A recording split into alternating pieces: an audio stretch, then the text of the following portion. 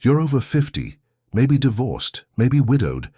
Maybe you've been single for years, the kids are grown, the career is winding down, the social circles have shrunk, and the loneliness hits you in waves you weren't prepared for.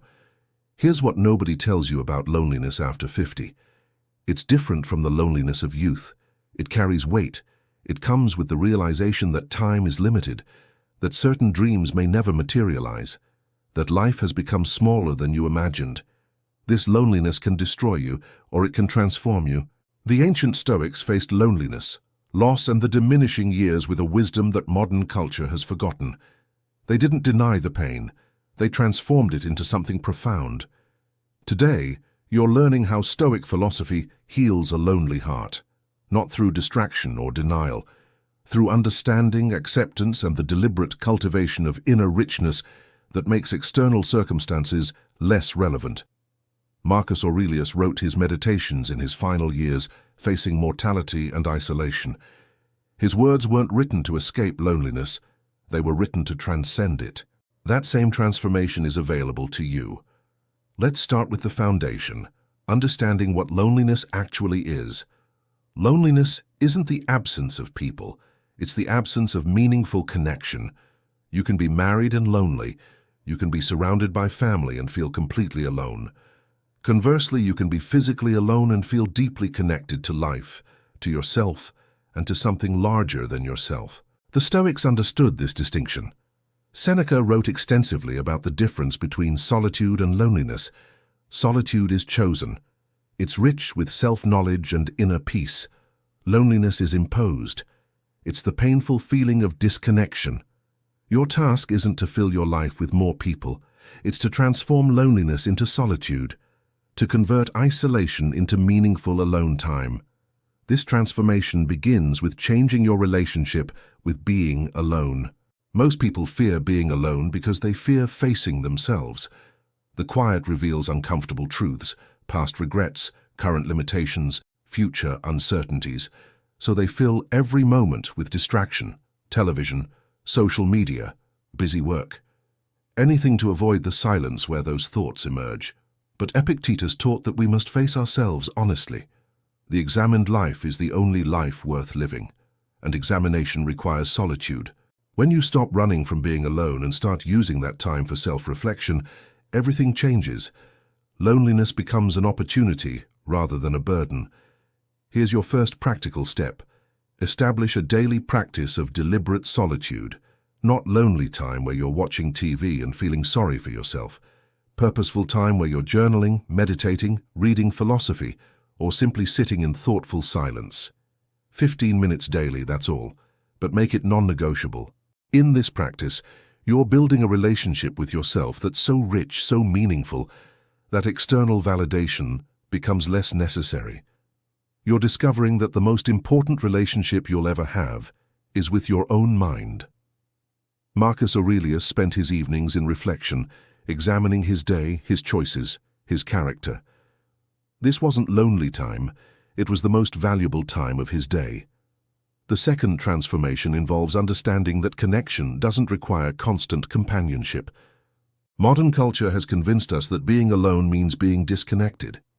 But the Stoics understood that true connection happens on multiple levels. You can feel deeply connected to nature, to ideas, to your own sense of purpose, to the broader human experience, to something transcendent. These connections don't require another person in the room. They require presence, attention, and openness to the richness of existence. Walk in nature and truly observe the trees, the sky, the changing seasons. You're not alone. You're part of something vast and ancient. Read great philosophy, literature, or history. You're connecting with minds across centuries, engaging in conversations that transcend time and space. Pursue a meaningful project or skill. You're connected to everyone who's ever pursued mastery in that domain. These aren't consolation prizes for lack of human connection. They're legitimate, profound connections that enrich life at any age. The third healing comes from accepting what is, rather than mourning what isn't. Maybe you imagined your 50s differently, with a partner, with more social activity, with different circumstances. That future didn't materialize. You can spend your remaining years mourning what didn't happen, or you can fully embrace what is. The Stoics were masters of acceptance, not passive resignation, active acceptance of reality as it exists, followed by making the absolute best of that reality. Seneca wrote about how we suffer more from imagination than reality. We create stories about how life should be, then torture ourselves when reality doesn't match. But what if you stopped comparing your life to the imagined version? What if you fully accepted, this is my life right now exactly as it is? From that acceptance, you can ask, given this reality, what's the richest, most meaningful life I can create? That question changes everything. The fourth transformation involves cultivating what the Stoics called self-sufficiency. This doesn't mean becoming isolated or rejecting human connection. It means building such a rich inner life that you're not desperate for external validation or constant companionship. You enjoy people when they're present, but you're complete when they're absent. This self-sufficiency comes from multiple sources: purpose that comes from within rather than from relationships, values that guide you regardless of who's watching, interests that fascinate you whether or not anyone shares them. Build this deliberately. What genuinely interests you? Not what you think should interest you. What actually captures your attention and energy? Pursue that with dedication, not to impress anyone, not to fill time, because it matters to you. Epictetus taught that true freedom comes from needing nothing outside yourself for contentment, not as cold isolation, as rich self-containment. The fifth healing comes from reframing loneliness as opportunity. Every great philosopher, artist, and thinker has spent significant time alone, not because they were isolated, because solitude is where deep work happens. Your loneliness might be life's way of giving you the space for something you couldn't do when life was busier: to write, to create, to think deeply, to develop wisdom, to know yourself fully. Many people reach their 60s having never truly known themselves. They've been too busy with career, family, social obligations. They've defined themselves through roles and relationships. Now those roles have diminished. The question becomes, who am I beyond those roles? This question terrifies some people. It liberates others. The difference is perspective. Marcus Aurelius used his alone time to become one of history's greatest philosophical minds. His meditations exist because he used solitude purposefully. What could you create with your solitude? The sixth transformation involves connecting with something larger than yourself. The Stoics believed in living according to nature and reason. They saw themselves as part of a larger cosmic order. This connection to something transcendent made personal circumstances less significant. You don't have to adopt Stoic cosmology, but connecting to something larger than your individual concerns is profoundly healing. This could be nature, volunteering for causes you care about, contributing to your community, mentoring younger people, creating something that outlasts you. When you're part of something larger, loneliness loses its sting. You're not isolated, you're contributing to the broader human experience. The seventh healing comes from practicing gratitude despite circumstances. Yes, you're alone more than you'd like, but you're also alive. You have another day, you have experiences behind you and possibilities ahead. The Stoics practiced negative visualization. They'd imagine losing everything to better appreciate what they had.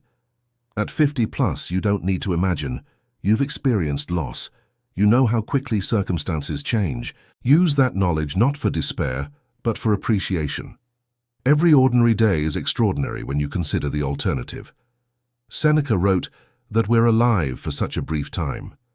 Spending that time in self-pity is the greatest waste possible. The eighth transformation involves physical discipline. This seems unrelated to loneliness, but it's crucial. When you're physically active, when you're taking care of your body, your mental state improves dramatically. Depression and loneliness feed on inactivity. Movement disrupts those patterns. Even just walking daily changes your neurochemistry and perspective. The Stoics understood the connection between physical and mental health. Marcus Aurelius made time for physical training, despite ruling an empire. You don't need a gym membership.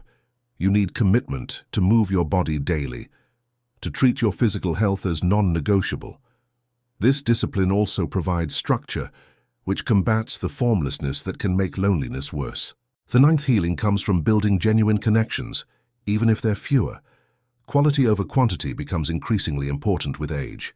You don't need dozens of superficial friendships. You need a few genuine connections. Reach out to people who matter, not with neediness, with genuine interest in their lives. Be the friend who initiates, who checks in, who creates connection, rather than waiting for it. Join groups around genuine interests, book clubs, hiking groups, volunteer organizations. Not to escape loneliness, but to engage with people around shared meaning. The connections you build from purpose and shared interest are deeper than those built from proximity or convenience. The 10th and perhaps most profound transformation is accepting your mortality and using it as motivation. After 50, mortality isn't abstract, it's real. Time is limited. This can be terrifying or liberating. The Stoics practiced memento mori, remembering that you will die, not morbidly, as motivation to live fully. Your remaining years are precious precisely because they're limited. Every day matters. Every choice counts.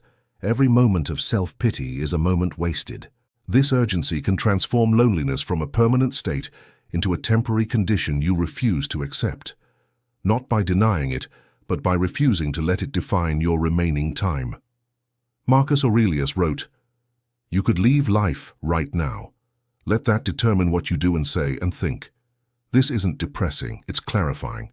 What would you do with your remaining time if you truly accepted that it's limited and precious? Here's your practical framework for healing loneliness through Stoicism. Morning, begin with gratitude practice. 3 things you're grateful for, no matter how small. Midday, engage in purposeful activity, something that matters to you beyond filling time. Afternoon, physical movement, walk, exercise, move your body deliberately. Evening, reflection and journaling. Examine your day, your choices, your growth. Throughout, practice presence. When you're alone, be fully present with being alone rather than constantly wishing you weren't. This isn't a cure that works overnight. It's a practice that works over time. Each day you're building a richer inner life that makes external circumstances less determinative of your well-being. The goal isn't to never feel lonely. It's to transform your relationship with loneliness so it becomes bearable, then meaningful, then potentially even valuable. Seneca spent years in exile, separated from everything he loved. He used that time to write philosophy that changed civilization. Not because exile was pleasant, because he refused to waste his time in bitterness. You have the same choice. You can spend your remaining years bitter about loneliness, or you can use this time to develop wisdom, character, and inner richness that transcends circumstances. The Stoics promised that this inner cultivation creates a peace that external circumstances cannot disturb. Not false positivity, not denial. Genuine peace that comes from knowing yourself, accepting reality, and choosing how you respond. If you're ready to transform loneliness into solitude, isolation into self-sufficiency, and emptiness into inner richness, comment below, "I choose transformation." Remember, the most profound relationships you'll ever have are with yourself and with life itself. Start cultivating those relationships today. Your best years aren't behind you.